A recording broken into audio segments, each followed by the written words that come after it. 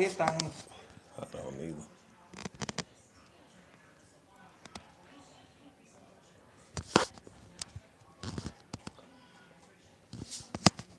We just gotta go with that. Let's We see. gotta go with You see it? Yeah, I got both of y'all. I just have to. Well, I know.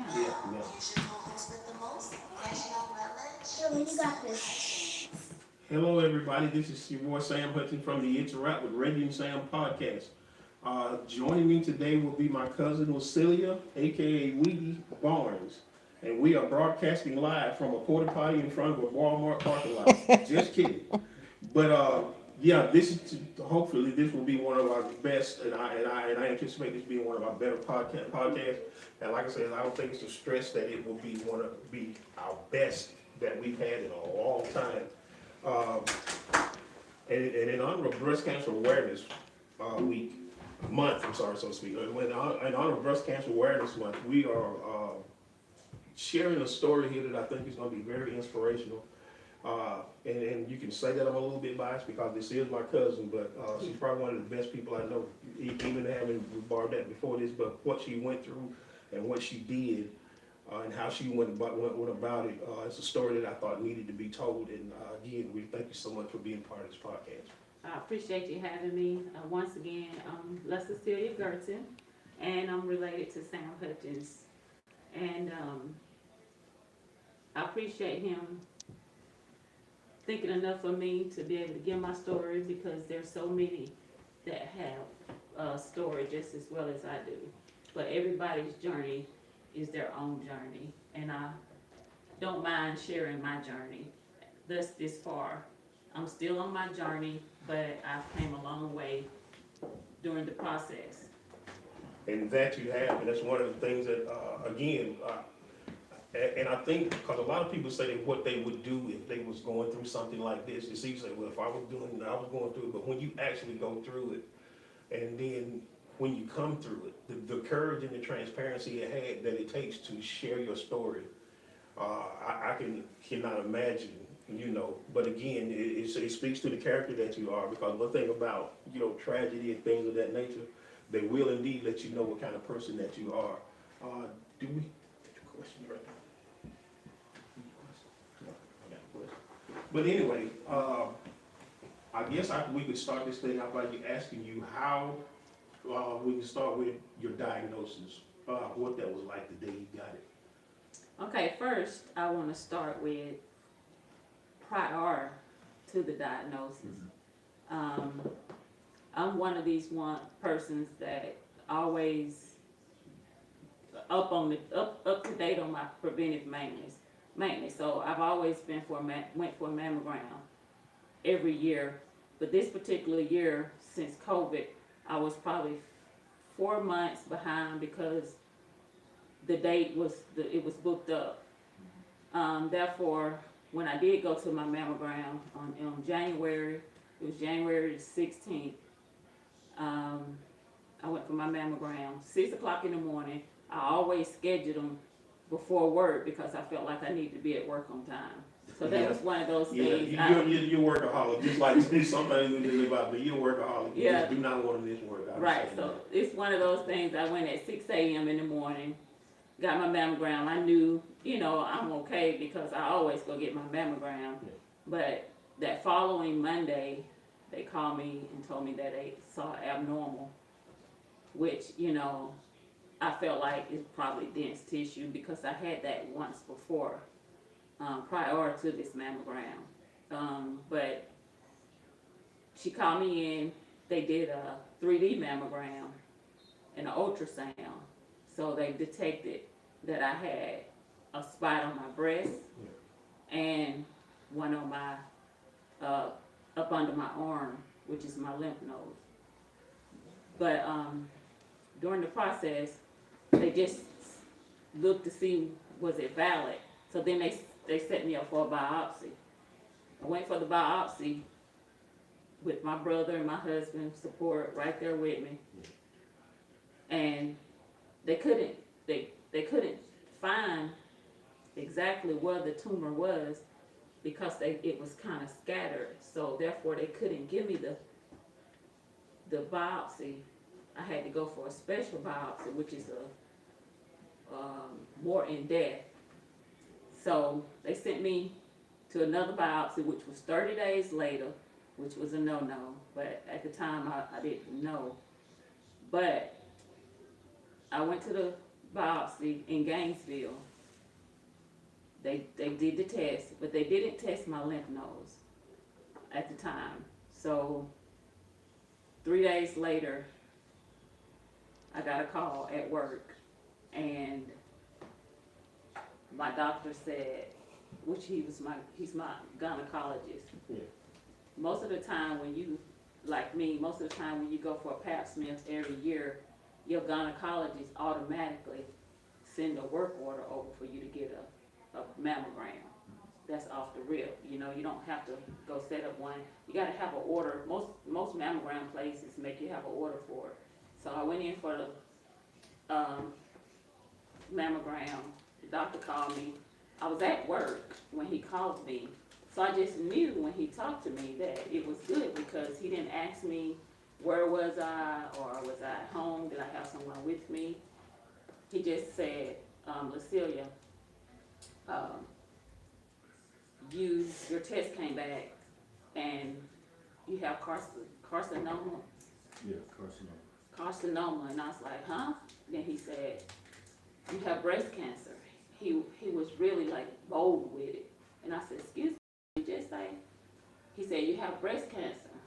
I said, breast cancer? And I was in the middle of the warehouse at the time, and I kind of basically blacked out. And I went back and I said, what do you mean I got breast cancer? And he said, we got to get you seen about.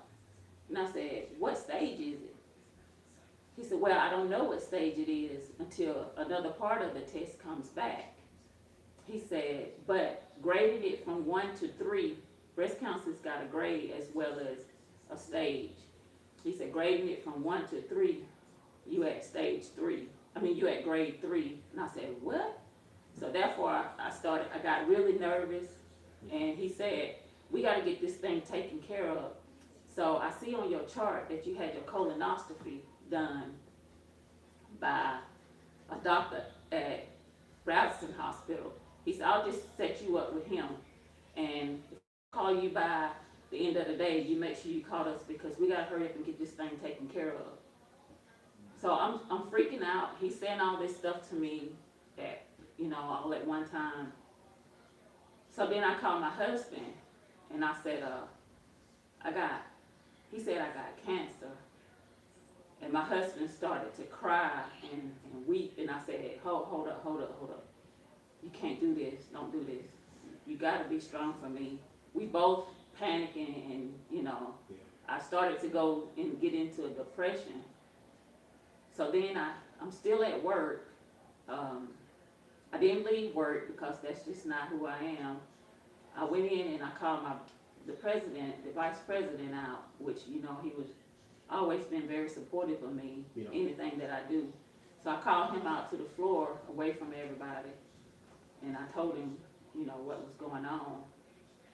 And he gave me a hug, and he was like, Lucia, you can go home. I said, no, I can't go home.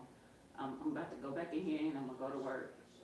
So then I went to the bathroom and I called my brother Andre, because Andre was the one went with me to get the mammogram, the biopsy, him and my best friend Ursula.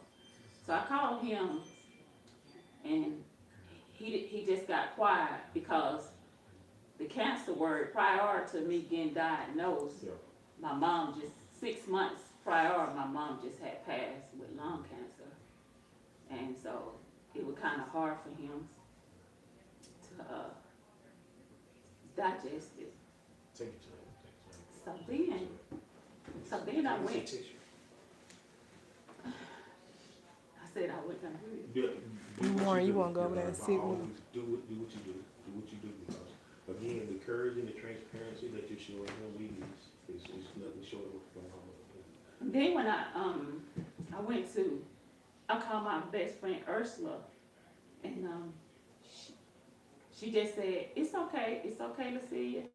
We're gonna get through this. you know, and I said, you know, I said, I don't know what's gonna happen to me, you know? But I still got myself together and went on back in and went to work. So it was on a Friday, March the 3rd, when that day he called me. I can remember like it was yesterday. I don't even need notes. So that Friday I went home. When I got home from work, I kind of like went into depression and didn't even come out of the house. And Sunday night, you know, I didn't even really want to talk to my husband. We didn't know what to say about it. You know, he didn't know what he could say to me to make me feel better. Because at this point, with him telling me I was at a grade 3, I thought I was gonna die, you know, at any time. So, and the doctor called me late on that Friday evening, the surgeon, and asked me to come in on Monday so he could talk with me Monday evening after I got off work. So I went back to work Monday, but Sunday night, I said, I gotta find me a doctor. I gotta find me a doctor because the way this doctor presented this to me, and he think I'm gonna go to a colonoscopy doctor and just let him cut this out of me, that ain't happening.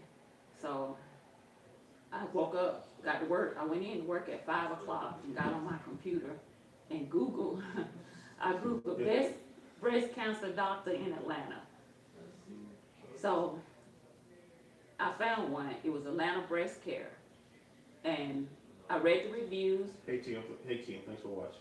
Appreciate you being here. I was reading the reviews about and they had been voted best in Atlanta. So I waited till 8 o'clock before they opened, and I called her, and I said, first let me ask you, do you accept my insurance before we even go through this? Because I can't afford this cancer. And they accepted my insurance. She said, yeah, we accept your insurance. So I said, I need to get into the doctor. And she said, which doctor do you prefer? I said, well, I read up on all 3. You got 3 in there. 2 white guys and one black woman. I said, I heard all 3 of them was great. I said, so she said, well, Dr. Bowman, she's taking new patients now. That was the black lady. Yeah. Which I had told my husband after talking to my gynecologist, I didn't want to go to another male doctor because the way he talked to me was inconsiderate. And let me ask you something right there, and I don't want to interrupt, because this is real, man. I mean, this is great. Because a lot of people, and I can't say people because what people don't understand is men get breast cancer as well. That's what people don't understand. So when I say people, I am including men too. When you say that you didn't like it, a lot of people think that they got to just go with the original diagnosis or whatever. Tell them how important that is to know that you got choices in your treatment. Yes, it's important that you don't go with the first diagnosis. You don't go with the first doctor. And if you're feeling uncomfortable about it, you definitely don't need to go with the first one because something's telling you that something ain't right. You know, but men do get breast cancer. It's not rare. You know, I have something on it that I'm gonna share later. Yeah, okay, yeah. But Hey, Brenda. when I Hey, Sam. when I was diagnosed, and when I found this doctor, she's Dr. Bowman, and she couldn't get me in until Wednesday of that week, and this was on Monday when I called, but I still went to my appointment at the hospital in Brazelton to see the surgeon. And my husband and I, it was so uncomfortable because he was very inconsiderate, and when he was talking to me, he said, Lucia, you have aggressive cancer. You have this type of cancer that can grow fast. It's a grade 3. Still, we don't know what type of cancer it is until the other part of the biopsy comes back. That determines how big, how severe it is, the stage. So he said, but we need to get you in and get you in quick and get this thing removed. So I said, what are you saying? He said, so we need to schedule you an appointment. I said, well, can I just get a week? He said, no. He said, surgeon appointments normally back up. They get filled quick, so you need to get on the schedule soon. And I said, well, okay. And then he said something to my husband, like, let me take your shirt off. Just like rude, like, take your shirt off, let me see, you know, my breasts. And of course I did what he asked me to do. But I said, well, what about chemotherapy and plastic surgery? He said, oh, we'll get to that later. But first we need to get this thing cut out of you. I knew then something was wrong because my mama just went through lung cancer, and we know the steps to get your surgery.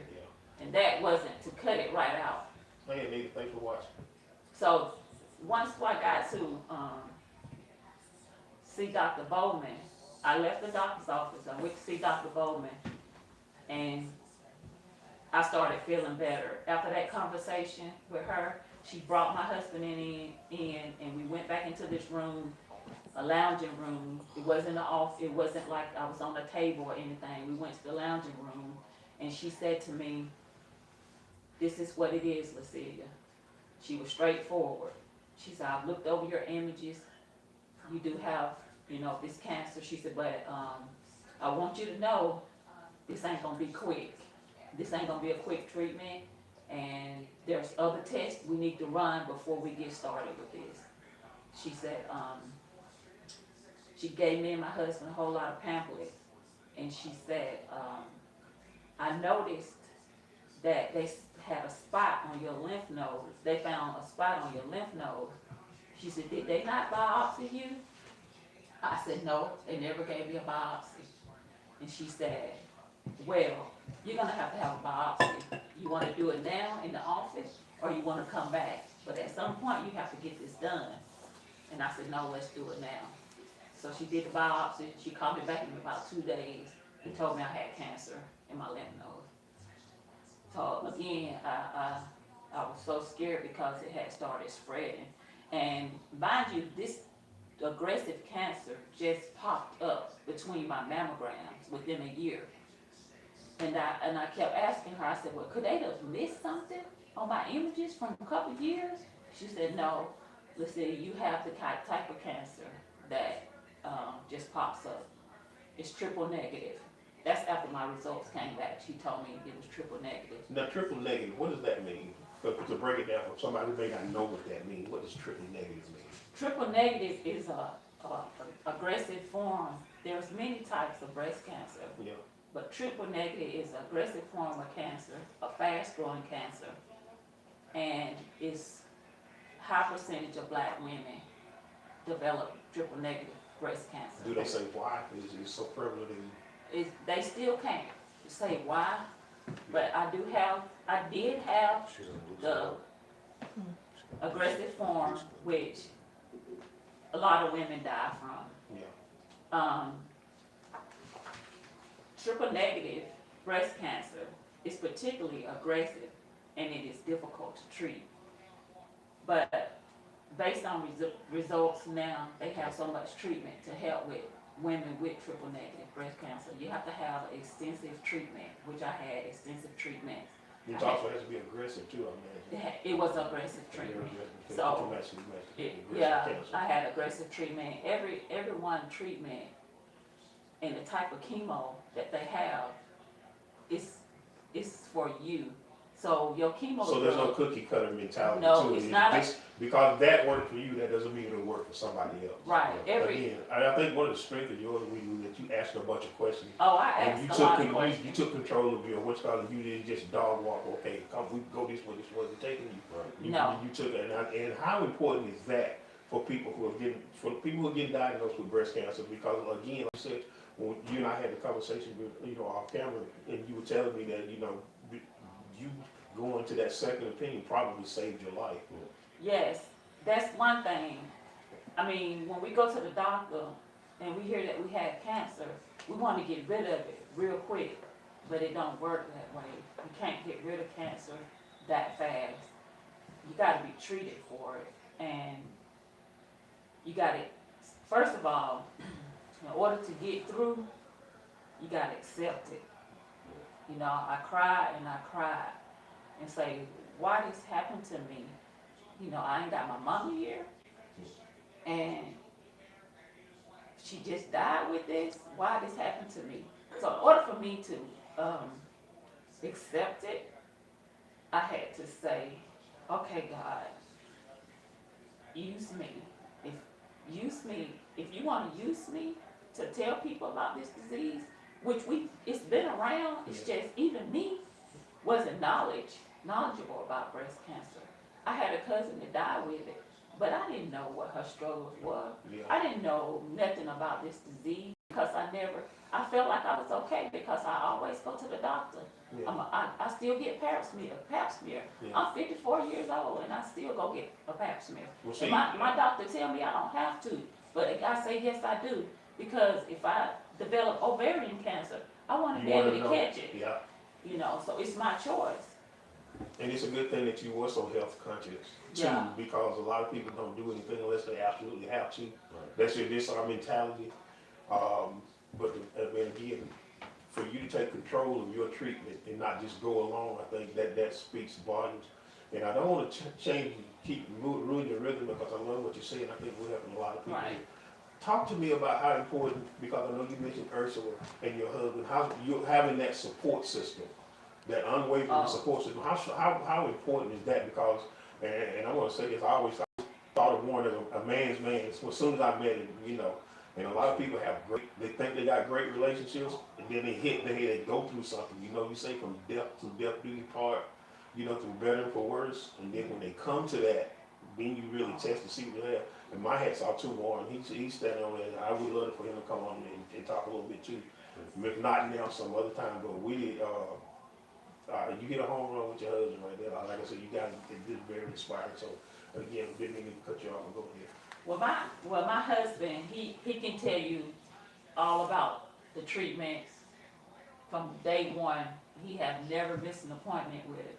Like Ursula, Sabrina, Monica, numerous, my brothers and sisters. I might miss some people, but since my diagnosis, they've been right here for me. My family support. We've been on the prayer line every Wednesday since 2023 of diagnosis, praying with my mama's siblings. We're on the prayer line every Wednesday. If someone is busy, we continue on without them. But anything that I need or anything, and my family from Kentucky, I can't forget about them. They've been there for me, you know, praying. So many people have prayed for me.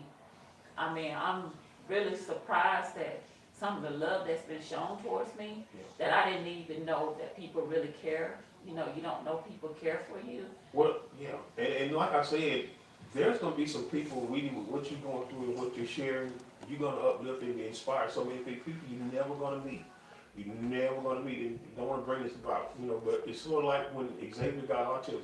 I had no idea what autism was. I didn't think I did. But then when I look back and I'm like, well, autism chose us. We didn't choose autism, and we did what we could do. And in regards to what you did with this cancer, this breast cancer awareness, because it's so prevalent, and what you're educating here, again, thank you so much for what you're doing. Mm-hmm. Hey, Tawana, how you doing? But yeah, what you get? Yeah, and Dr. Bowman, she told me that it wasn't a one-stop shop. She said, first, Lucilia, this was on Wednesday. We gotta get an MRI, a breast MRI. We gotta get this done. In the meantime, while we wait for your lymph node results to come back, you gotta go get an MRI. And you need to go get a genetic testing. So I'm thinking back to the first doctor. He wasn't gonna do any of this stuff. He wanted to go ahead and cut me, but he didn't. So I didn't let him. Yeah. So Dr. Bowman, we went for the MRI, and then she said the genetic testing. She sent me for an MRI on that following Saturday, and the genetic testing on Saturday. I didn't even know they did all this stuff on Saturdays. But I went to all this, and on my way to do the genetic testing, I called my cousin Laura Barnes, who she had lost her daughter to breast cancer, and I told her what was happening with me. And she just said, you be strong. She said, you be strong, you got it. She said, you know your body, and you know what you need to do, so, you know, be strong. And, you know, of course, I'm weak at this point. But Dr. Bowman, she formed my whole team. I didn't have to go look for an oncologist. I didn't have to look for a plastic surgeon. I didn't have to look for a radiation doctor. She formed my whole team. And when she formed my team, she said, Lucia, I know you drive to Atlanta. She said, so your oncologist, I gotta find your oncologist. And then she said, I do have one that's in Cumming area on Tuesdays and Thursdays. And I said, you know I live in Cumming. So that worked out perfect. My oncologist was 10 miles away at the hospital. So that worked out, so my husband didn't have to take me back and forth to Atlanta. But as soon as I went to see my oncologist, she was like, let's see, we gotta get, we're not gonna start treatment until we get, because we don't like to use your veins. And she said, get the port put in so that we can do your treatments through the port instead of your veins in your arm. And then I said, well, how long is it gonna be before I can get the port? She said, I don't know, it might be another week. I said, no ma'am, you need to put that chemo in my port, in my arm until I get on the schedule. I said, if this cancer is aggressive, I can stand this needle going in my arm for one treatment. And she said, you sure? I said, I'm positive, let's get treatment started. So we started treatment that next week, and then the next week I went in for my port and got it put in. And now, from that point on, I started treatment. When I started treatment, they was there Tuesdays and Thursdays. And I kind of, me like to work, I kind of calculated. I said, so how long I'm gonna be sick after treatment? And then she said, she started telling me, you don't get sick the first day, you might start getting sick the second day. So I said, well, I need to have my treatment done on Thursday. That's so I can. That's your mindset. That's your mindset. My mindset was right. Yeah, but that's the strength in you though. My mindset was right. That was part of your makeup. That's the strength in you though. And that probably aided in your recovery as well. That's the strength in you though. My mindset was to do my chemo on Thursdays and recover by Monday. So I could go back to work. See what I'm talking. That's been my cousin all her life. So Thursdays I had like a 4-hour chemo day. Two times every other week. I would have a 3 to 4 hour treatment. And then one of those weeks I would have like a 7-hour treatment. So my husband, he would always go to all my treatment. Then one day I said, let me just go to treatment. You don't have to get off, I'll go by myself. That one treatment I went to, I felt alone. I felt very alone. And I went in there and I seen all these people with cancer, and even young girls with cancer, breast cancer. And I got very depressed, and my husband never let me went again. Sabrina offered to go with me, Monica, all my friends, my sister wanted to go with me to treatment, but my husband wouldn't allow. He let Ursula went one time, but she could never go back. He said, that's my job, it's my duty to be here. But I had some too.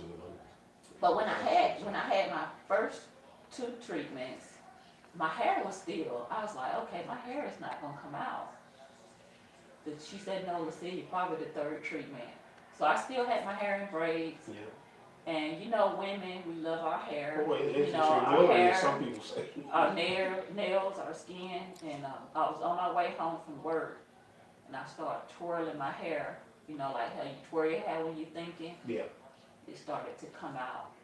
And I called my husband. My husband had already cut his hair and shaved his head off and said, let's see, at some point you're gonna have to cut your hair off.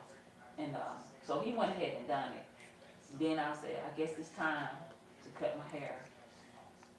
It's time to shave my head. And my brother, he came, met me at the barbershop. He shaved his head as well. But during all this too, what helped me through my chemo is that I was healthy before it started. So when I went in, they wasn't fighting one problem. Something that was underlying. And with my family, we have a lot of underlying medical conditions in my family. Yeah, on my side of the family, my dad's side of the family, cancer is real prevalent too. So we always have to keep them yearly checkups too. Yeah, so that's why I always try to stay healthy, to try to beat the odds of Yeah. having what my family have. But when I go into treatment, the first treatment, they just thought I was gonna throw up and do everything. They put the trash can beside me. It was none of that. I went to my treatment the next morning. I was back at work. But as it got older and older, my treatments got more and more. My body started to shut down a little bit, and I still wouldn't stop going to work. I had lost a ton of weight. I drive myself to work. I would get out of my car. I was so tired that I would have to stop and sit on the steps at work and take a break and then go into my office and sit down. And I would still get on the forklift, move pallets, do all kinds of stuff, all while I was on treatment. But I started to get slower and slower. My feet, they started messing with me, my fingers. I had a bad case of neuropathy where I couldn't hardly use my fingers and walk on my feet, and I still would go to work. Then it got to the point where I went to chemo, and my hemoglobin was so low that they told me prior to, if it keep going down, they're gonna have to give me a blood transfusion. And I just did not believe in a blood transfusion. My mom, the reason why she refused chemo is because she didn't believe in the blood transfusion, which I just never wanted to accept someone else's blood, which is nothing wrong with it. And they told me, if you don't get a blood transfusion, Lacelia, we're gonna refuse treatment. Either you get a blood transfusion or you can't get chemo anymore. Yeah. So So basically, I'm gonna die regardless. If I don't do the chemo and if I don't do the blood transfusion, I'm gonna die. At this point, my blood was so low, I couldn't breathe. I couldn't get up the stairs. I still drove home from the doctor. And then she asked me to go over to the hospital to get some blood work so they can see what type of blood I needed. When I walked into that hospital, I could barely walk.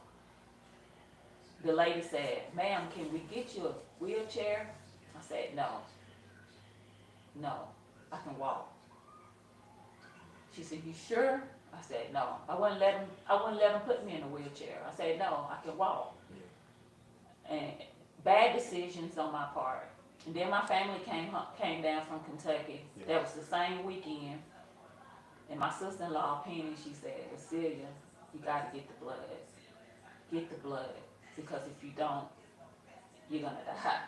So it got so bad to where I was so scared to go to sleep. And I said, "Warren, I'm scared. Can you wake me up? Make sure I wake up because I can't breathe." I couldn't breathe. And take your time. and then I had to go into the hospital and get a blood transfusion. I couldn't hardly walk in the hospital. He had to put me out at the door. But when I got in there and I got the blood transfusion, it was about 7 hours. I had to get some blood. And when they gave me the blood, I got up and I walked out of there like it was nothing never happened. You know, I had all the strength, I could breathe, I felt revived. And I just really didn't understand the severity of giving blood. Yeah, it saved, again, like this podcast that we're doing, these testimonies gonna save some people that you may never meet. Same thing with giving blood. And the one thing about the human spirit, when you understand how it's attached to the Holy Spirit, because that thing is tied together. But the human spirit is nothing without the Holy Spirit. And like I said, God chose you. He chose you for a reason. He chose you because you're admired by a lot of people you probably don't even know. You probably won't ever see, but now they'll see. If it can happen to her, it can happen to you. So now somebody may see this and say, "I got to start taking better care of myself," because they saw what you did. You know, you see what I'm saying? Give myself a chance, because we never know. You know, and again, this is so amazing. And Warren, if you don't mind, could you slide around? I want to bring you on super. I may have a couple of questions for you because, But, and this is what a lot of love stories are made of too. I mean, it's just so much in conflict about what's going on here with everything that's working. And again, with your determination, that aided in your recovery. And Warren, when she just told me that about you cut your hand through, that let me know this man is in it to win it with you. yeah, He's in it to win it with you because he said, "Come on, baby, I got you." That's a Yeah. love story. That's a love story. and yeah, That's a great love story. and a lot, and when we first started talking to the doctors, they told my husband and I that there's been many people, married with spouses that they don't survive it, that their relationship break up Yeah. because it's too much on one or the other, which I never was afraid of that because I knew what kind of man I had. Yeah. But that blood transfusion, my husband, he never would say, force me to get the blood, but he did say to see, you're gonna have to do something, you know. So I got the blood. I started feeling better, and I started, my treatments continued. I continued, and then, I ended up having to get blood again because I got back in the same situation. Because what chemo does, it attacks your red blood cells and your white blood cells. Yeah, and the red blood cells, they're not as strong as the white blood Right. cells. That's what a lot of people don't know. And when those white blood cells start killing those red blood cells, that's when your strength and everything just goes. You don't have any strength because they don't reproduce quick enough. Right. And so I took this first chemo, then I had to take another type of chemo for the remaining of my, I took chemo from March to late August. Yeah. So I had 2 different types of medicine. And during the midst of this too as well, being strong, it was sometimes I wanted to give up Yeah. because the way I felt, it was like somebody every Thursday they pumping gasoline in my body. It's where it made me so sick. My fingers, it got so bad where all my fingernails was lifted. I could see all the way up under it. I had to wrap them up. They had got so infected. I couldn't use my fingers, my hand. I was just to the point where, and everybody know me, I love to build, make stuff. I love to use my hands. Yeah, your craft game is on. It seemed like it just took everything away from me. And I was like, I have no use to be here. I might well just die because there's nothing I could do. I started pooping on myself from the chemo. They told us, about when you're in a relationship, the juices from chemo. My husband had to be careful about using the bathroom behind me. All kind of stuff. It just was just a lot. It's a lot. And then going in there in that chemo room every Thursday, I tried to tune out everybody around me. I would pull the curtain so I couldn't see the next patient because that patient was worse off than I was. And then by May, my granddaughter, her mom called me and said, "Can Taylor come live with you?" And I thought, she said she didn't have nobody else to keep her. And I thought, how in the world can I take her? And I said, yes, I'll take her. So she's been with me ever since. And I knew this was going to be another burden on my husband because he had to take care of both of us. But he always knew that, if I had to keep my granddaughter, he would be on board with it. So she's been with me for maybe months, maybe a month or so. Yeah. I never would take my scarf off because I didn't want her to see my head was bald. I didn't want her to know but she could tell I was sick, but she didn't know how sick because she knew she was with my mom when she was in her last days. Yeah. And when I finally took my hat off, my scarf off, she said, "Grandma, you don't have hair." I said, "No, I got cancer, Taylor." And she started crying, and she said, "Grandma, are you gonna be like Grandma Maggie? Are you gonna die?" And I said, "No, I'm not gonna die. I said, I'm not gonna die because that's why I'm getting treatment." So she started understanding why I'm getting treatments is to live. I had to get the treatments in order to live. And then you looked at her, and that was another reason. And then I knew then, I gotta stay here. I gotta stay here. My granddaughter and my husband, my sons, they need me. They need me, and I'm gonna be here. Absolutely. And I said, "Taylor, I'm gonna be here, and I'm gonna watch you graduate." And she said, "Well, Grandma, can you just shave my hair off? See, that's Like what you, like you." She said, "I don't want you to be alone. Just shave my head." And I said, "Taylor, if you was my daughter, I'd shave your head." I said, "But I'm not gonna shave." I said, "Taylor, I'm not alone. I'm not alone, trust me." But one day, she was out of school, and she had to go to the doctor with me. Yeah. And when she went in that cancer center, and she seen all these women with no hair, she looked at me, and I said, "I told you I wasn't alone." So one lady came over, and she said, "No, your grandmama is not alone." She said, "I have cancer. I've had cancer for many years." She said, "The cancer has spread all over my body." And I thought, wow. She said, she said they had done all types of chemo on me, and my cancer's still here, but I'm still here. And I said, okay, my condition is others that's worse off than me. You know, I started praying for people in the cancer center. I pray, you know. I stopped closing my curtains when I go in there, and I started to talk to other people about the situation.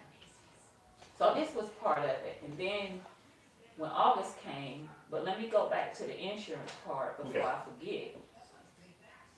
First, you gotta advocate for yourself when it comes to medical conditions, for your mom, your sister, your brother, your kids, your grandma. So somebody has to advocate, because insurance companies, I had full coverage insurance, but they'll rip you off. Oh, goodness. When I tell you some of the bills coming through, and see, I take advantage of insurance patients portal. Get on the portal and watch your insurance, watch everything that goes on and how they are billed.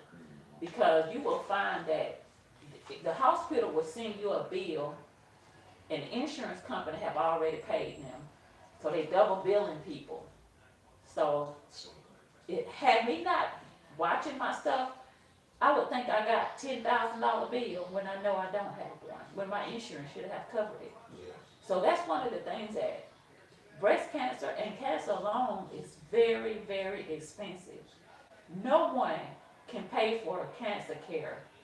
You have to pay attention to your bills that coming in that house, or however you get your bills. You need to look over your bills, and you need to verify whether your insurance paid it. If they didn't pay, why they didn't pay. Because insurance fraud is something. Insurance fraud is something else. That's why a lot of insurance companies now, they make you get pre-approved before they even do a treatment. Yeah. So that's one of the things I told Sam that you need to pay attention to. And doctors, advocate for yourself when it comes to the doctor. Don't ever go to a cancer doctor or to the doctor by yourself when they tell you you got cancer, because when they tell you you got cancer, everything you hear, you're not going to remember it, because that word really takes effect. It'll make you feel like you're going to die. You don't know what else to do. So it's always good to have a partner with you to listen. Yeah. And So somebody to do that research with you too. Somebody to dive in there with you. Right. Because they may see something that you didn't see while you were looking. It's becoming a team with this, which is, I think is awesome. Right. It's just, this is just a testimony. So when I had kind of August, September, I was ready for surgery. My doctor, she never asked me if I wanted to I knew I had to move the tumor out of my breast. Yeah. and that was gonna have to be done. But she never advised me to take both breasts, but one was gonna have to go. One breast was gonna have to go. Yeah. So I asked her, I said, you know, what's the chances of me getting it in my right breast? She said, well, it's a strong chance that it could come back in your right breast. I said, well, just take both of them. I said, take both of my breasts. Yeah. You know, I just don't want to risk this. But I don't want to get you confused that breast cancer ain't just got to come back in the other breast. You can develop cancer somewhere else, but it's still wherever you get cancer in other parts of your body, it's still considered as breast cancer because it could be done spread it. Yeah. But so she took both of my breasts, and during the surgery, they removed all the tissue, and they came back and told me that I had a 95% response from the chemo, meaning that the chemo killed 95% of the tumor, but 5% of the cancer was still scattered on the tissue that they removed. With that being said, they said, let's see, since it was scattered on the tissue, you have to do chemo again. At that point, I said, forget this. I'm not doing chemo again. And Jabari, my son, said, Mama, how you gonna just not do chemo again? Do you not want to live? And I said, Jabari, I can't do this again. It's a lot. It's a lot for me to go back through chemo. And I gotta go to radiation.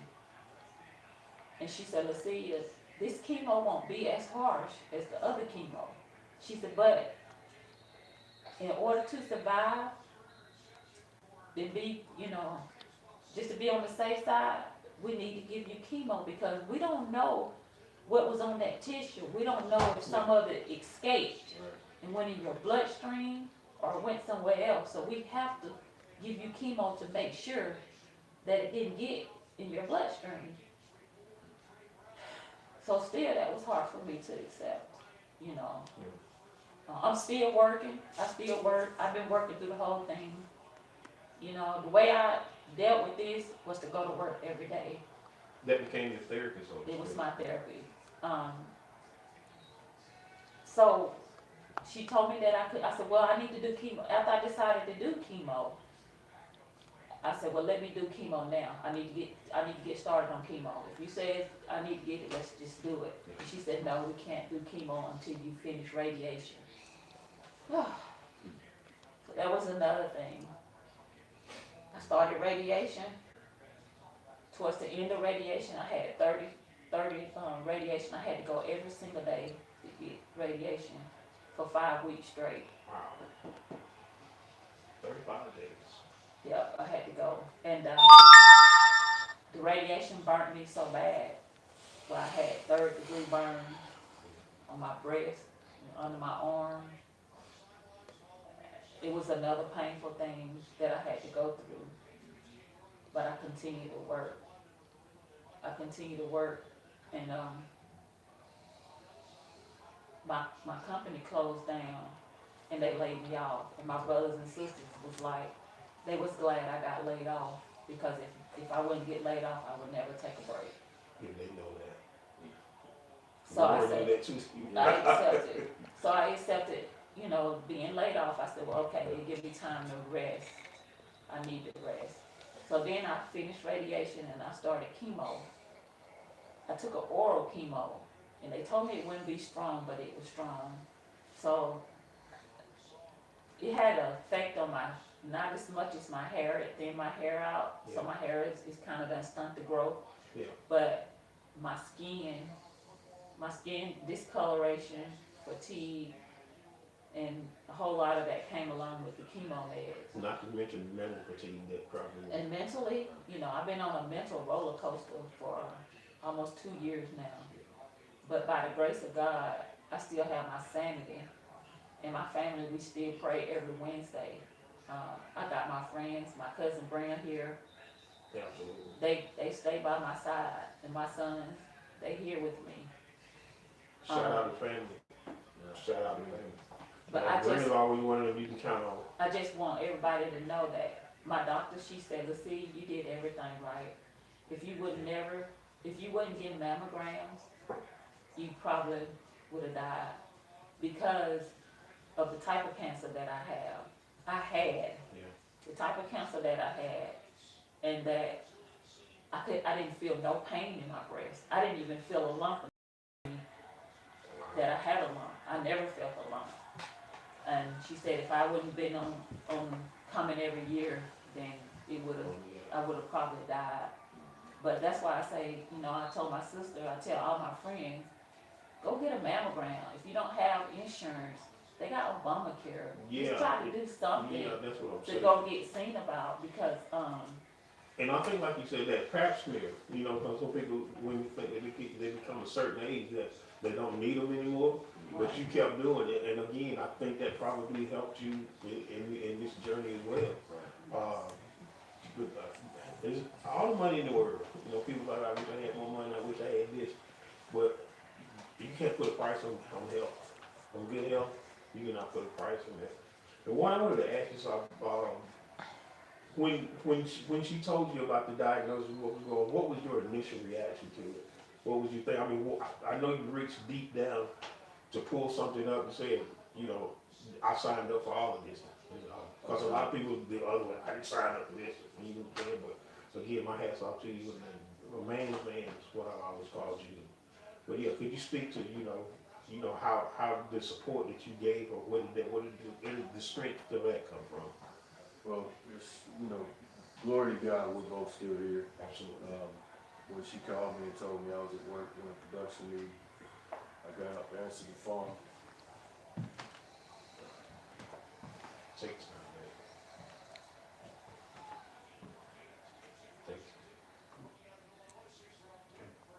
When she told me, gave me the news, I couldn't hold it together.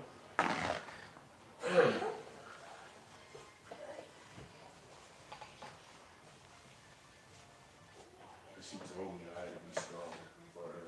And at that moment, I knew what my duties were going to be. So I had to be strong for her. So I had to put my emotions to the side and put my big boy pants on. That's what we're talking about. That's what we're talking about. So I accepted it. She accepted for what it was. And I knew moving forward, it was going to be a journey. A lot of times, the toughest thing is trying to figure out what to say. So the smartest thing is not to say anything. You about to say sometimes the best thing you can say one is nothing. yeah, my husband, Warren, Yeah. he would hear me upstairs crying, and he'd text me. He wouldn't come up, he'd just text me and tell me something or spiritual things. Because it was so hard, and me being independent, I felt like I'm putting way too much on him. And it was just hard for me to accept him having to wait on me. He cleaned the house, he cut the grass, he cooked the food, he washed the dishes, he'd take care of Taylor, he'd come work with her, he did all that stuff. And my sister said, it's okay. At some point, you gotta let somebody take care of you. And my son say, Mama, it's okay. Let somebody take care of you for a change. But this cancer, it's not easy. I still have to go to the doctor for 5 years. I have to see my oncologist every 3 months, and my breast cancer doctor, my breast surgeon, I have to see her every 6 months because you're really not out of the woods because it can come back within the 5 years. I try not to focus on that because if I keep focusing on that, then I feel like I'm losing. But I'm human. I'm scared. and sometimes I get scared. Any little pain on my body, I get Yeah. paranoid. But triple negative breast cancer is aggressive. So, and when I read pamphlets and stuff, it'll tell you that triple negative breast cancer, most black women, they die from it. But because of that, they're not getting seen, they don't get tested, they don't catch it early. Me, I feel like I did everything I was supposed to do. So, and I continue to go to the doctor. I took the treatment. I had to take immunotherapy treatment. On top of that, and immunotherapy is supposed to help with, the survival rate. Yeah. And when I went in, they wanted me to do a trial because so many black women refuse to do trial studies. They don't want to be feeling like a guinea pig or whatever. Yeah. But I did the trial study for Keytruda immunotherapy because they didn't know how the therapy affect black women. Yeah. Because us black women, we don't want to do that. So I did the trial, and she said, we're going to give you money. I said, you don't have to give me money. If I just need to know what will help us black women because we want to live too. Absolutely. But doctors are less likely to offer extended treatments to black women or low income patients. So, Because they can't make any money off of it. right. And that's sad that lives come And- down and- to dollars and cents. It's Right, crazy and to me. not all black women are low income or uninsured. So, I mean, it's a stereotype thing too as well. And I'm not saying this, I've experienced it. Right. I've experienced it. Like the lady, when I told her I had this particular insurance, once I got laid off, I got on my husband's insurance. Yeah. She didn't even check it at the thing. She didn't even check it. She said, oh, this is just disability insurance. I said, this is not disability insurance. And she says, oh, we got financial assistance for you. I mean, if you want financial assistance. I So said, she hold just, up. she automatically stereotyped you. She automatically stereotyped. And see, with all that you already going through, you need that. She was like, you don't need that. No, so. And that's what you unprofessional. That's why you gotta be professional about it. You don't have to fuss with the doctors or the people at the reception desk. You just gotta let them know you know what you're talking about. Even when I would go in for treatment, one nurse would do my chemo one way, and the other nurse would try to rush through it, and the bag wouldn't even be empty, Yeah. and try to stop it because she ready to go home. I said, hold up, let me tell you something. There's a process to this. And you need to follow the process because this is my body. Absolutely. If this medicine's supposed to be going to my body, the whole bag, then you need to let it go. You don't need to be rushing on me.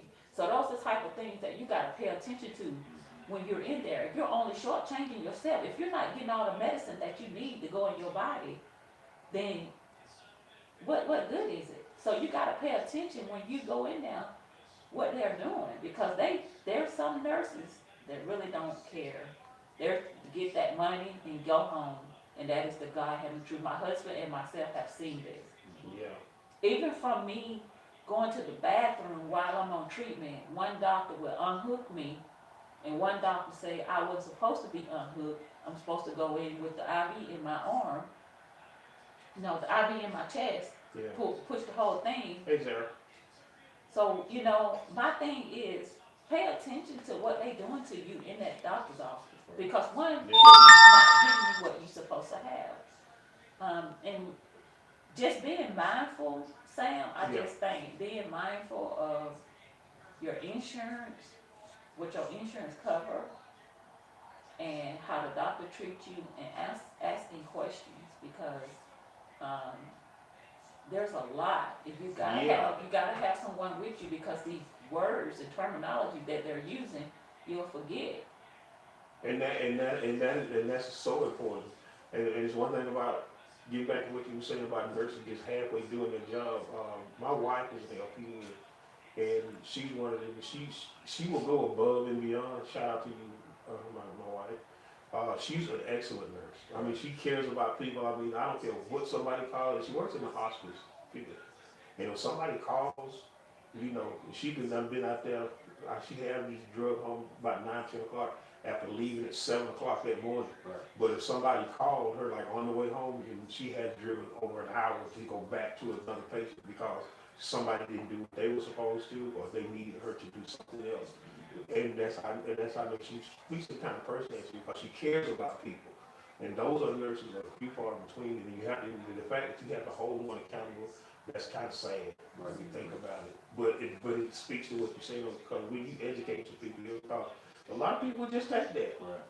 They were, and you advocating and telling people you don't have to put up with, hey, you're not supposed to do it this way. You're supposed to do it that way. Yeah. You gotta pay attention. Hey, because like you said, they're trying to get home. We understand that you're human, but this is a job. This is your job. Right, and not just, it's not just processes on your job, it's processes in the medical field. Processes are put in place to eliminate mistakes. Yes. So you gotta make sure that the process being followed on you. You know, it's your body. And, just get women, men too, men die from breast cancer, like 580 something a year die, men with breast cancer. Yeah. And I've educated my two sons since I had it. Yeah. I've been talking to Jabari and Marquez about giving blood, because blood helped me stay, it saves lives. Absolutely. It does. Give blood, and also check their breasts. If they feel something weird, just go get tested. I mean, because men don't get mammograms, so that's the bad side for them. You gotta be feeling for yourself, you know, and see if you find a lump on it, hump under your nose, limp under your nose. Yeah, and a lot of times when you go, if a doctor has addiction, he'll ask you, or do you have any concerns? And that could be something that you can start telling them, and men can start telling them now, yeah, I need you to check me for breast cancer. A lot of people don't know, well, they may or may not know. Remember the talk show host Montel Williams? Yes. He had breast cancer. Right. He's a breast cancer survivor. So yeah, man, it's not, you know, nothing crazy. It has nothing to do with your manhood about getting, you know, checking for breast cancer. It's about you living. And What it is now. then going through all this, I had a breast cancer survivor that kind of stuck by me and helped me out. Susan Hendricks, a lot of people know Susan. She's a breast cancer survivor. Yeah. And she talked to me all the time. You know, when I call, I needed to, you know, to talk to her, or some questions about how I was feeling. She was there to help me out. It's always good to talk to somebody that has experienced it. No one a person that hasn't experienced breast cancer can't tell you about it. You know, they might can tell you, like Warren might can tell you about some things I went through, but he can't tell you how I feel. Yeah. You know, and a lot of times people say, oh, you look so good, you know, you looking good, but, you know, the inside of me, you know, wasn't always feeling too good. But I have had tremendous support from my family, friends, my husband, my friends, my family, people I don't know. My brother gonna say something about the Some people that, you know, on Facebook, they'll inbox me. They don't personally know my phone number, but they always talk to me and give me encouraging words. To God be the glory. I'm back at work. It's been 1 year since I worked. I have never, ever went that long without working. And I feel good about it. I'm still a little bit slow, but I'm doing much better, because breast cancer, the treatments will cause you to be fatigued, and that's a lot of things that I'll have to overcome. A lot of stuff in this got to be built back. We got some questions in the chat here from Tony Grant. She says, Lucilia, what would you recommend that we as black women do to better educate and or encourage other black women about pre-screenings? We should do like what I'm doing now on a podcast, talk about it. And black women that have breast cancer or had breast cancer, don't be afraid to talk about it. I am a private person, and everybody's been in a part of my life know I'm private. Yes. But when it came to this, I felt like I have to do something, because if God gave this to me, I got to give it to somebody else. I got Amen. to, I got to tell somebody what's going on. And that's You why got to educate. You need to have seminars, all of that. And all this stuff. If you got a church, get your church to get a mammogram bus out there. If that's the only way you're gonna get the community women to come out and get a breast exam, yeah. And here's the You thing: can you bust can it partner out. with You can partner with us. you can partner with some people and have it where it'll come every 3 months. yeah, You see what I'm saying? Maybe have an event because like Autism Awareness Month is in April, but if you have a child with autism awareness is every month. Right. Right. So now breast cancer is not just a month. Now it's everyday life. It becomes part of what you do. And advocate, and that was because when you and I were talking off at camera, and what we were saying was that, and what I was telling you, because I always try to encourage you too. And I just tell you that sometimes, because this is how I look at it with my son, Xavier, you're not going through it for yourself. You're going through it for somebody else. You're trailblazers for somebody else, because to get back to what you were saying, now you can be Susan Hendricks for somebody. You see what I'm saying? So now there's you and Miss Susan Hendricks. Shout out to Susan Hendricks. And like you said, when Xavier was diagnosed with autism, I didn't know anything. We were just completely lost, But I dove in head first, and he was diagnosed at 2. But now I give phone calls and emails and text messages and podcast requests to talk about, my experience. Right. Raising an autistic child, and what it entailed. Because when we went with him, it was the same thing. Because he was displaying behavior that if he was autistic, he wasn't supposed to be able to do it. And I just had to just basically tell Dr. Rubin, I was like, look, if you don't know, you don't know. I said, I understand you got your degrees up there. I said, but if you don't know, ain't nothing wrong with that. I said, that's what we're here for. yeah. We're Team Xavier now. Right. And Team, what's your last name again? Gertrude.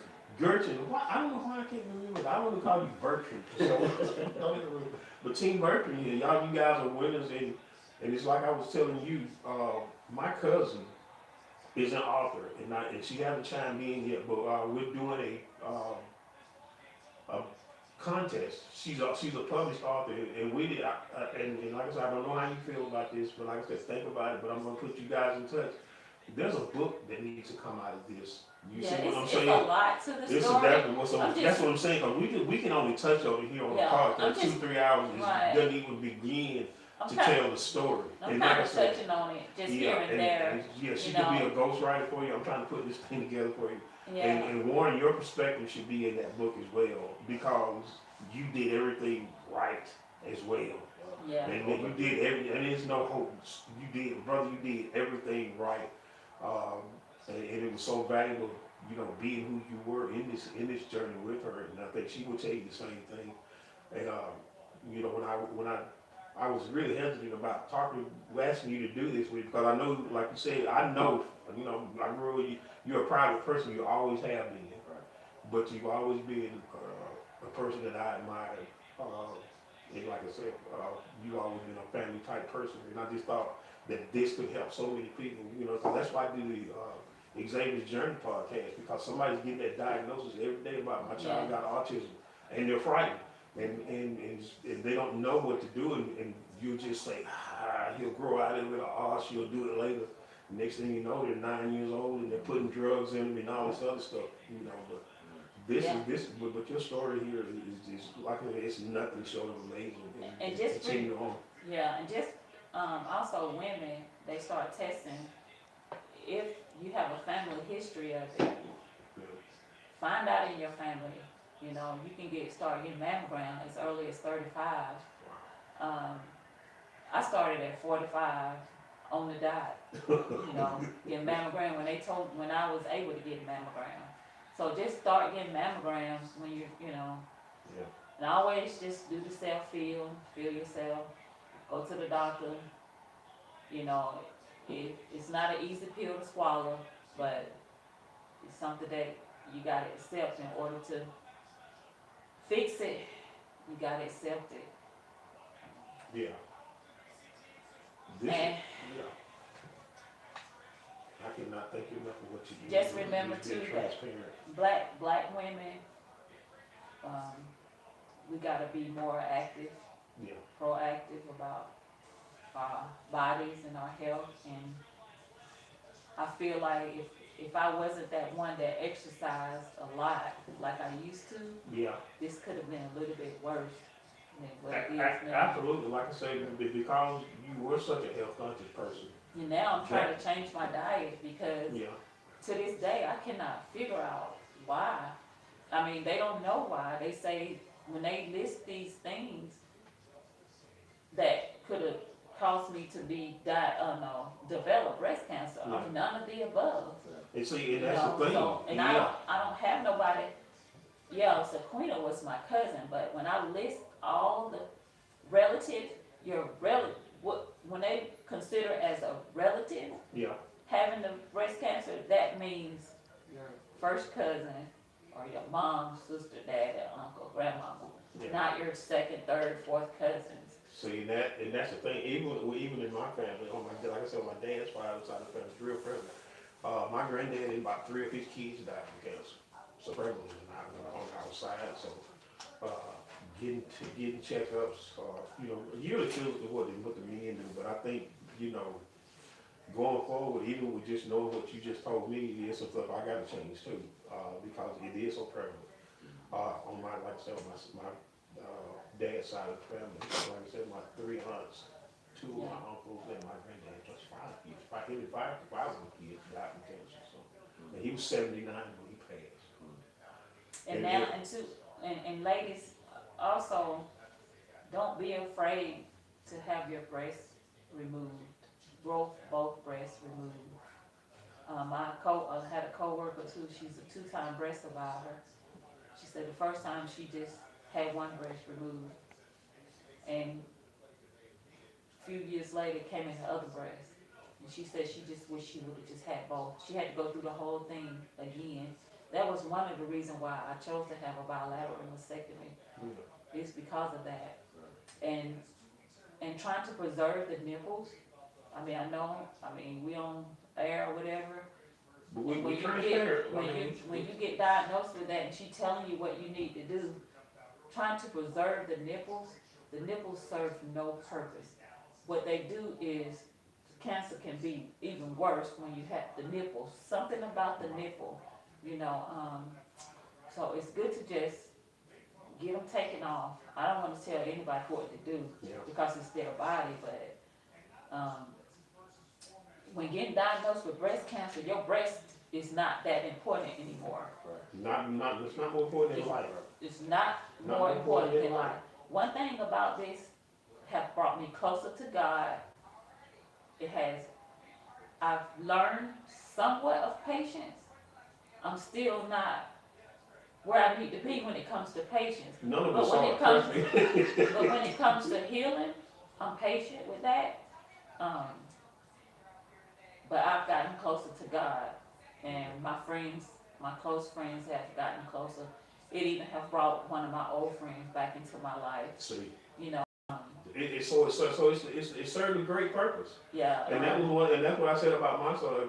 And some people know this about me, and some people don't. I didn't believe in God till my son was diagnosed with autism, and then I saw some stuff that was going on, and I said it can't be anybody but God. So, in my testimony, my son probably saved my soul. Because I got so much closer to God. I say it without any embarrassment about it. I'm a man of faith. Right. And when I see what you went through, and let me tell you, my granddad told me that time when I had to speak at my mom's funeral. And he called me when I got to him, he said, let me tell you something, son. He said, that was strong what you did. He said, but you are not that strong by yourself. God got you. Yeah. I always He told me that, and this was at a time when and like I said, at that time I didn't believe in God. But when he told me that, and he just told me, he said, Amos Hutchins, shout out to my granddad. That's what he told me. When you say this, people will always come to me and say, you strong, you got this. No, the comments are full of that. Yeah, about how strong you are. But, this because of who I am, but you gotta understand too that a strong person fall weak. Oh, yeah. They fall weak, Oh, yeah. and when people would say, you strong, That was what they saw. Right. but you don't, I'm weak. Yeah. I'm weak. I'm still weak. Yeah. And I'm battling with my emotions. I'm still weak. As I read about cancer, I could possibly get it again. I could possibly die. So I'm strong, but I'm still weak. Yeah. I'm still fighting. I'm still battling my emotions. Um, I'm I don't know how to put it. You know, I had breast cancer. I'm still under doctor's care. So I'm not out of the wind, but I don't have cancer. I claimed it when they took my breast out. Not even after the second chemo. Yeah. I claimed it when they took it out. I said, I'm gonna take this chemo, but I know I don't have cancer. That's what I'm I'm gonna talking take about. this chemo because my sons, they need me here just in case. And my husband said, Lucia, just for precaution, just take the chemo. I took the chemo. I don't have it, but I'm weak sometimes. Yes, I can do everything. I'm a hard worker. I can take care of myself. I can take care of my husband if something were to happen to him. But I'm still human. Yeah, you still on a journey. I'm Lucinda. still you really are. human. You still are on a journey, but always know you're winning. Right. You guys are absolutely winning. And any breast cancer woman that you know done been through this, they are strong women. Yeah. Because to go through this horrible disease where you lose everything, you can't be nothing but strong. You know. Yeah. I'm not a speaker. I'm not the But person to speak, but I can you're tell doing fine. this. I Trust can me. tell Trust me. this. You're doing fine. This is going to be just what I thought it was. I can already see. You know, I'm getting more than 1,000 views on this thing on my YouTube channel. I can already see that. Right. After this thing airs, and like I said, you'll have it. You can share it with your people.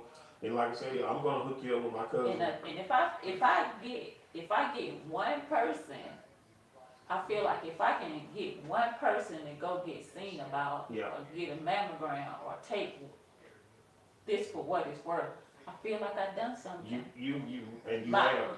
No, I found out last weekend, talking to my classmate, who Yeah. she talked to me. She inboxed me Yeah. because she got diagnosed with aggressive cancer, breast cancer.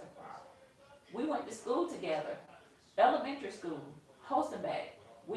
Where I was probably one black out of So, 100 students yeah. there. So I was close to all of them. And she told me last week, she said, Lucia, she appreciated me talking to her because she was weak too. When she was going through chemo, she felt weak. She said, I'm not strong like you, Lucia. I said, Jennifer, I wasn't strong either. I understand what you're saying, but you have to fight. You have to reach So down, she reach tells within me- yourself, because it's in there. She God told gave me, it to you. You're yeah. not missing anything. God gave it to you. She It's told just for me- you to connect to it. she told me, Lucia, 4 of us got breast cancer. All of us was close. Isn't that something? 4 of us Isn't that something? in Holstenbeck got breast cancer, and we all 4 of us was in Girl Scout. We did camping together. We did all these things together when I was growing up. Even my mom would go camping with us. My mom, if she was here today, if I called their name, she would know each and every one of them. All of them had breast cancer. And Brandy, one of them was my friend, Brandy, and we was real close. She said, let's see, she lost her battle to breast cancer.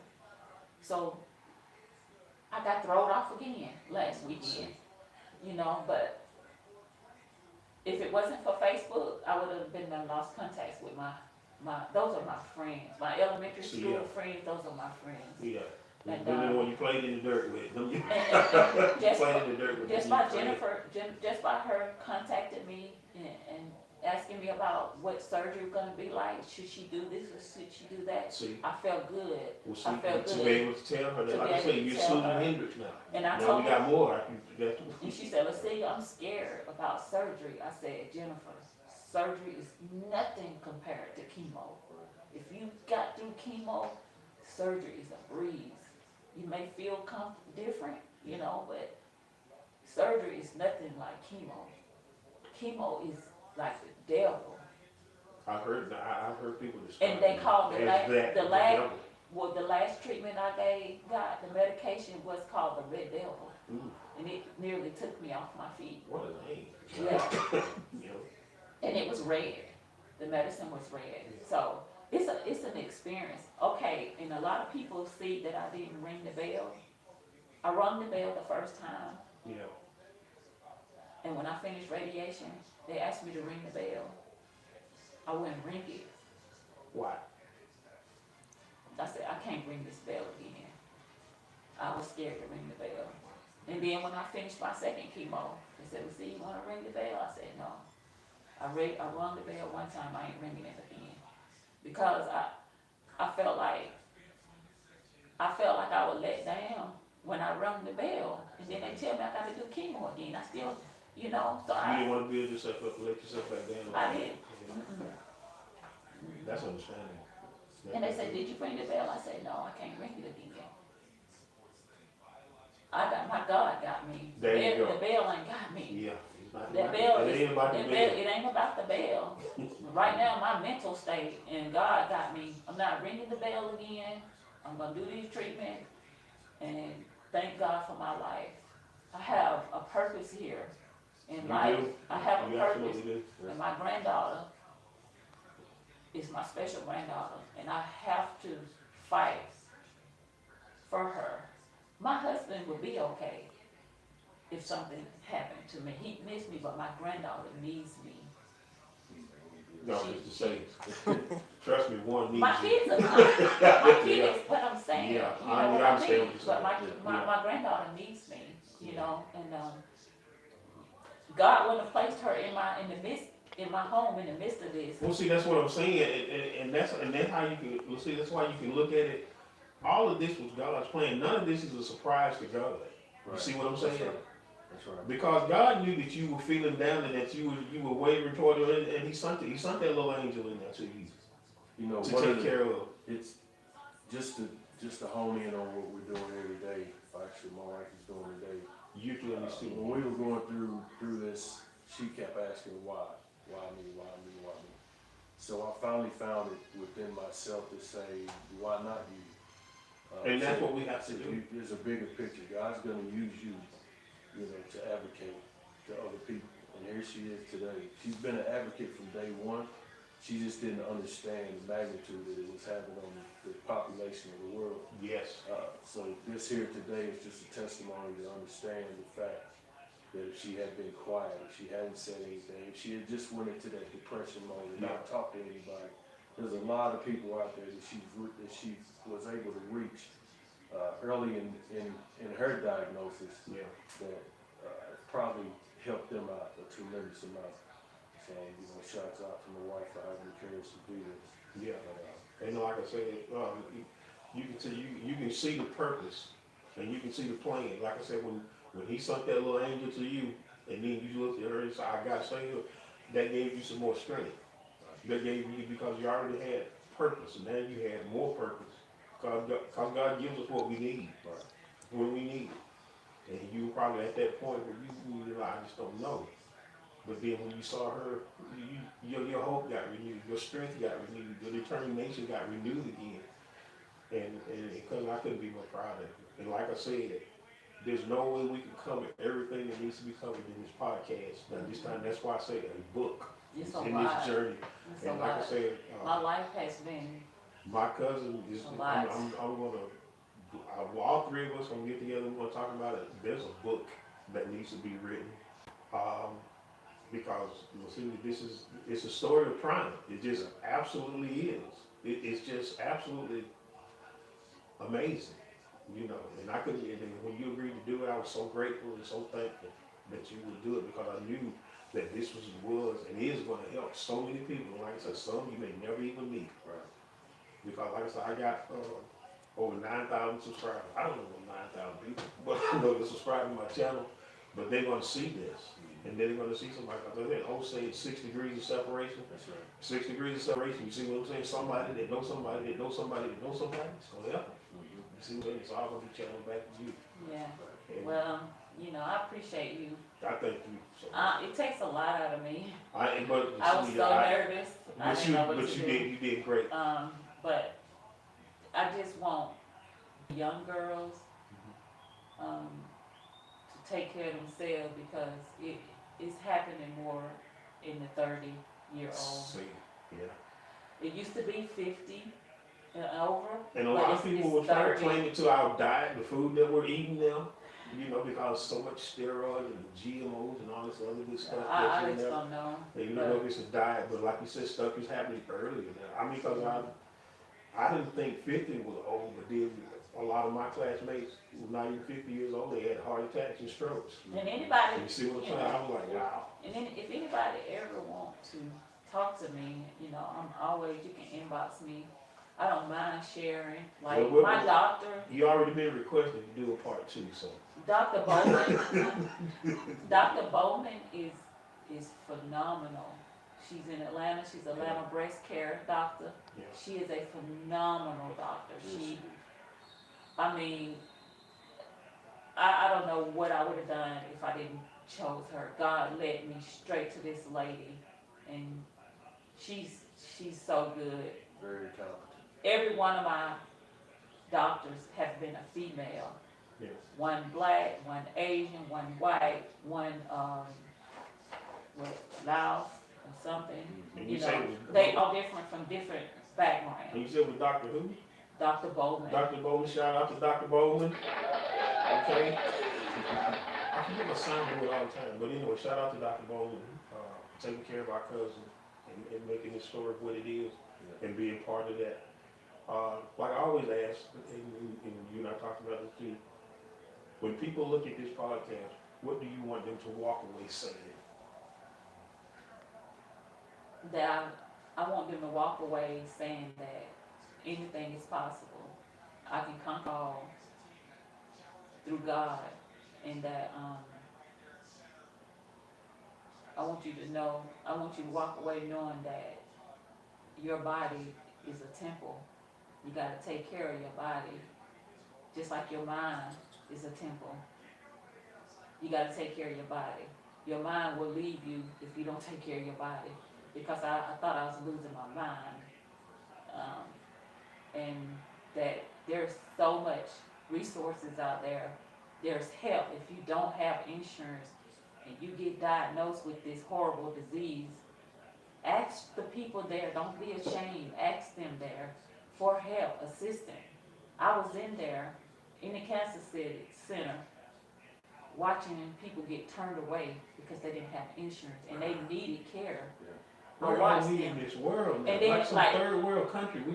Like when you're voting, you need to make sure that that person they're gonna be for Medicare, Medicaid, Medicare, whatever has to do with medical.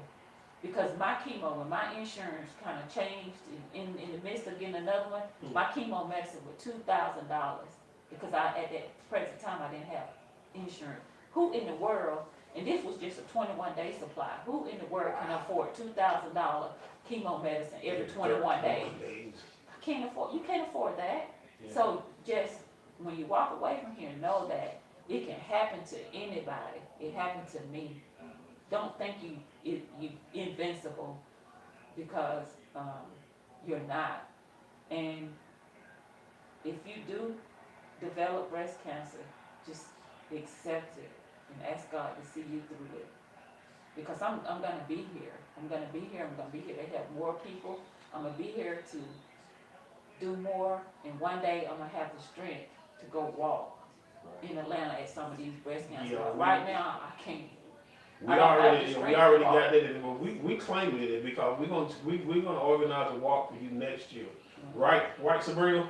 Yeah. Right, Sabrina? Yes. Damn, she's like, I'm about to ready to bring her home. She don't want to Yeah, act. so if you walk today, I just pray that, I touch somebody and they're able to tell their daughters or anybody that, a female, male, anybody, and share this. I ask my sons to share my story with their friends, their girlfriends and stuff. Absolutely, this will be shared on every platform that I got. So, And God is like I good. said, my I think this by far will be probably the biggest watch on my YouTube. I've had some 1,000 watches, but I think this is probably gonna blow this thing out. And again, it's not for my podcast, but for what it is that you're doing and what you're advocating. I just thought it was a story that needed to be told. Like Yeah, I say, it's a testimony. and anything triumph, you want to and tell, warn you, and is there anything you want to tell someone? especially to guys. Especially to guys. Yes, Yes. gentlemen, get your yearly exams, get your colonoscopies.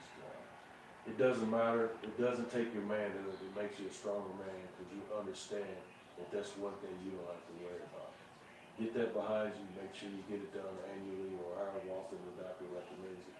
Once you get it done, then they'll put you on a schedule. If you polyps are clear, they'll say, okay, you're not due for another 7 years, you're not due for another 5 years. Yeah. Make sure you follow that schedule and go back to continue. Because I had mine done at 50. I had mine done at 55, but they told me to come back in 10 years because my polyps were clear. But like you said, if you don't, I think they want to see 5 years. But like I said, by all means, like you said, well, please, ma'am, please, sir, take that thing serious. Take your health seriously. And my Hey, husband, Jerry, Kelly, good to meet you, man. You gotta talk pretty soon. and my husband also, you know, tell guys to be strong. You Yes. gotta be strong with your woman, Yes. or me vice versa. If your husband falls sick, Well, or if you're you and I had this conversation. You There's gotta be nothing strong. like knowing that There's- you got somebody behind you My that you can husband- count on. You don't have to worry. right, Right. my Because husband they're said- gonna be there. They're not running away. They're not trying to find a way to cheat their way out of it. Right. But they're gonna be there with you. yeah, my husband, 10 toes down. he Yeah. took his vows seriously. He took Absolutely. his vows, and it's his duty to take care of me. Hey, Pastor He White, how didn't, you he doing? didn't want me to go back to work. He said, see, you don't have to work. But he said, if it's gonna make you feel better, go to work. Because he understands But that don't- at your essence who you are. Yeah. That's why. And Don't- see, that's what people don't understand. When you love somebody from their essence as opposed to loving them from a physical, Yeah. not saying that the physical is not one, but when you love somebody from their essence, that's a deep love and that's a Yeah. rare love, and You it's know. and it's great to see. So, Through the ups and the downs, Yeah. the highs, the lows, you gotta be there. You have to be there. You have to be supported. As a man, as a husband, that's what you're supposed to be. Your wife is your primary responsibility. That's your duty to make sure that she's okay with everything, to be there and be supported by all means necessary. Absolutely. And so, if you got anything else, if you don't, like I say, we've already been requested for a part 2. So we'll work on that, depending on where you're, because I know this took a lot out of you, physically and emotionally, and I appreciate you, again, your transparency. But I do have to announce the winners of the book, because we were giving away a book to one of my cousin, Kenny York Lynch, I'm sorry, because she got married, Lynch. She has a book out, and it's on Amazon, and the comments today, we're going to determine the winners. Going to get a free autographed copy of her latest book. So I just got to give her the names. And if I had to say, Tona Branch, you're the winner. You get one. Kim Teasley, you'll get one.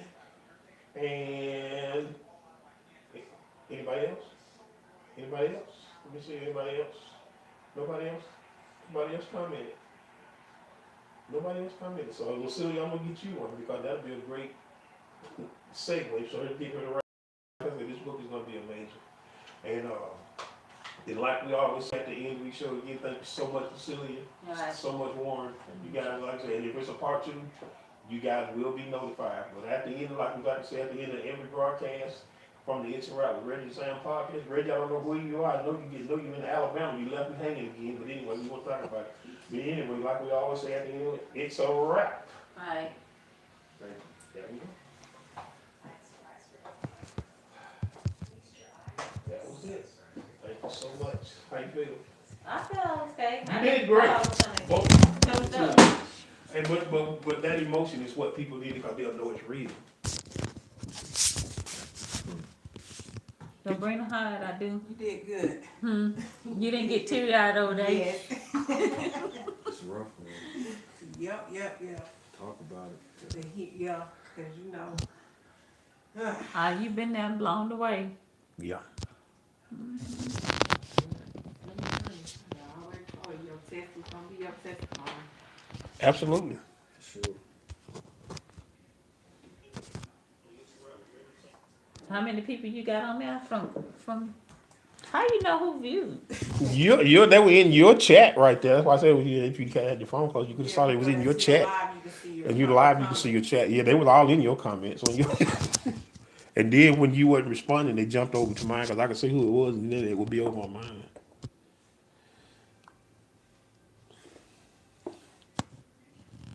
Yep, you did good.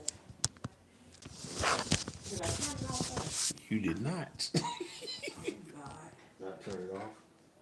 I don't know how to work your iPad.